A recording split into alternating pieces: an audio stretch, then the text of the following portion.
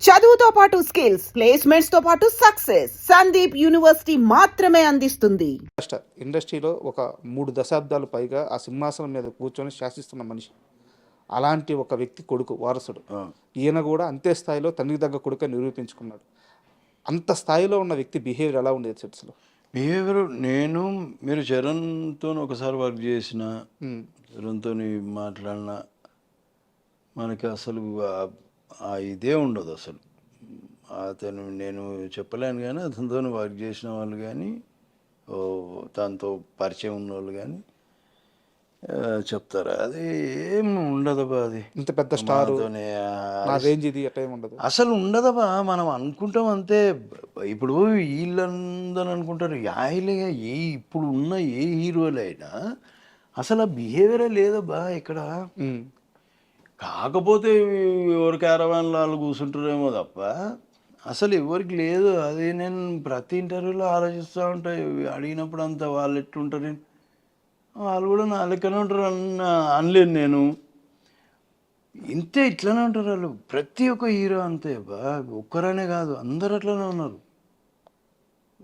నాకు మరి ఎందుకు వచ్చిందో ఇది బిహేవియర్ ఇట్లుంటే అట్లా ఉంది, ఆయన ఎట్లుంటాడు ఈయన ఎట్లుంటాడు, ఎందుకు వచ్చిందో టాపిక్ తెలియదు. కానీ నా దృష్టిలో ఎప్పుడు ఎవ్వరు అట్లా బిహేవ్ చేసిందో లేదు. ఇంతమందిని చూసినా నేను, ఇంతమంది యాక్టర్స్తో పనిచేసి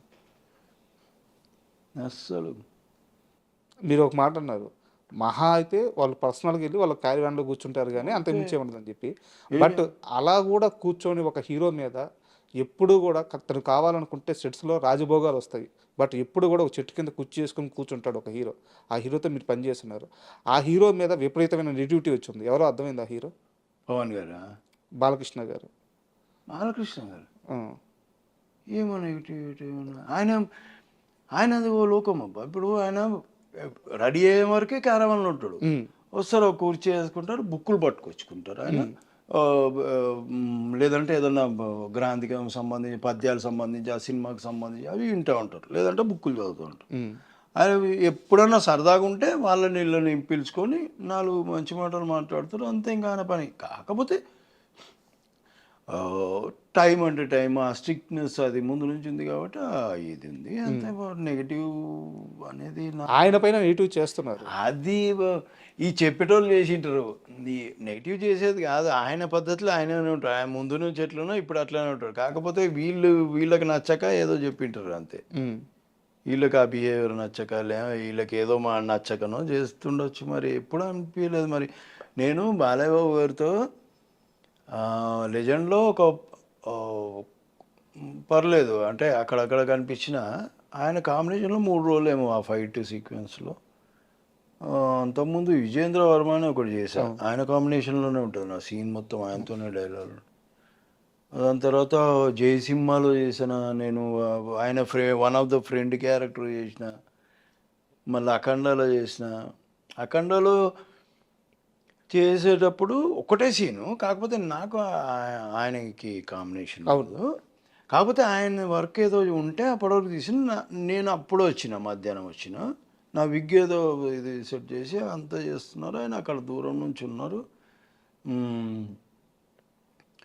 దూరం చూశారు. నేను వెళ్దాము నమస్కారం పెడదామని వెళ్ళేసరికి వేరే వాళ్ళు అన్నారు, ఆయన పద్యాలు వింటున్నాడు వెళ్ళకు అన్నారు. కానీ ఆయన దూరం నుంచి గమనించిండు. నేను నా ఎదవమో మాటం కాకపోతే దూరం నుంచి అని ఇట్లా అనొచ్చు కదా, నేను అనలే. నేను దగ్గర పోయి పలకరిద్దాం అనేది నా ఉద్దేశం ఉంది. వీళ్ళేమో పద్యాలు వింటుండు కదా, ఆయన ఆ మూడ్లో ఉన్నారేమో, అటు ఇటు చూస్తున్నట్టున్నారు. నేను డిస్టర్బ్ చేయడం ఎందుకని నేనున్నా. వీళ్ళు ఎందుకంటే నా మైండ్లో వేసి పెట్టిండ్రు, వీళ్ళు ఆయన దగ్గర పద్యాలు ఇది ఉన్నానా, ఇది ఫిక్స్ అయిందనా. ఆయన ఇంకా ఇదంతా అయినాక దగ్గర పోయినబ్బా. దగ్గర పోయి, సార్ నమస్కారం. ఎవరు సార్? నేను శేఖర్ అని, మనం ఇంతకుముందు మీతో వర్క్ అన్నాడు. దెబ్బ పట్టేదిరా అనుకున్నా.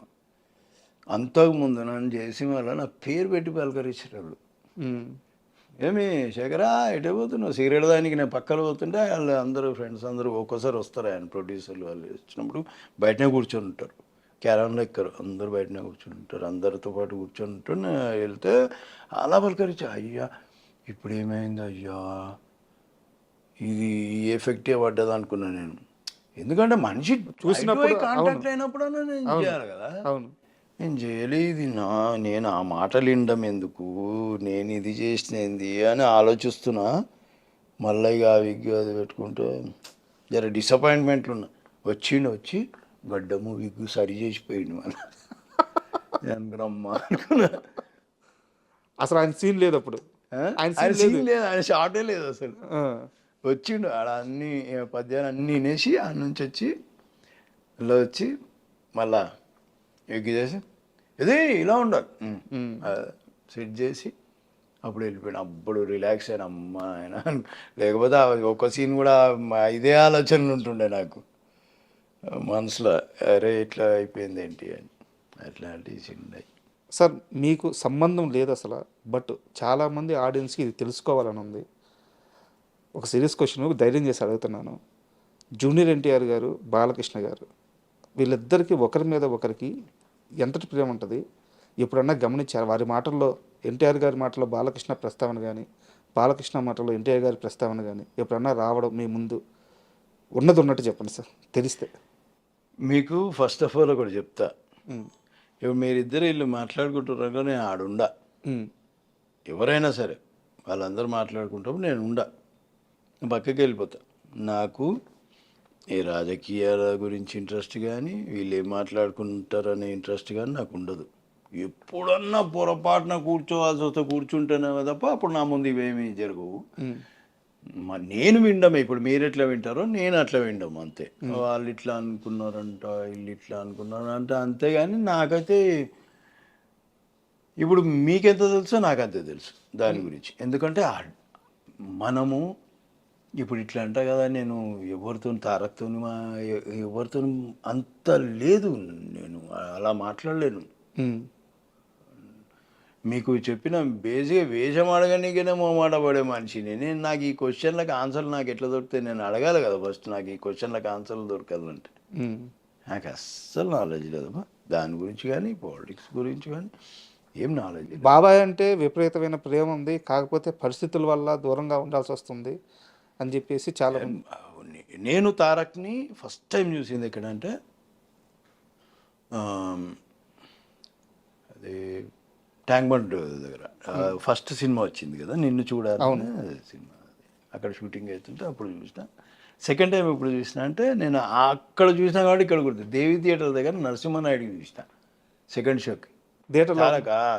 సినిమా చూడటం కోసం ఆడ టికెట్లు వచ్చిన, ఆడ ఫ్రెండ్స్తోని ఆడ బైక్ మీద ఉన్నాడు దానికి. అప్పుడు సెకండ్ టైం చూసిన బాబాయ్ సినిమాకి వచ్చాడు, అది చూసాం. మరి అంత అభిమానం లేకపోతే ఎట్లా వస్తారు, అంత ప్రేమ లేకపోతే మనం అనుకుంటాం. కానీ ఆ బ్లడ్ రిలేషన్ అబ్బా ఎక్కడ పోదు ఉంటుంది.